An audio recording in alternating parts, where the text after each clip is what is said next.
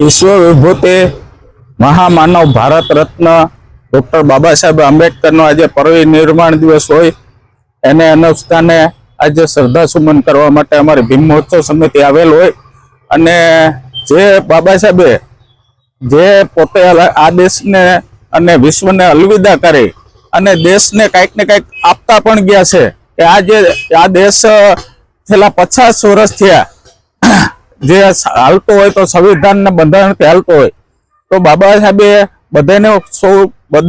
આમાં બંધારણની અંદરમાં આવરી લીધેલું હોય પણ છતાંય પણ આજે અમને અફસોસની એ વાત થાય છે કે જ્યારે 1956 પહેલા આ દેશની અમારી સ્થિતિ શું હશે કે આજે આ 21મી સદીની અંદરમાં જે અસ્પૃશ્યતા અને જે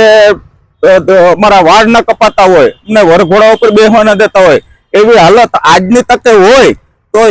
એ દિવસોમાં એને કેવું સહન કર્યું છે તો એવા મહામાનવને આજે અમે શ્રદ્ધાંજલિ અર્પીએ છીએ અને મહામાનવને નમન કરીએ છીએ।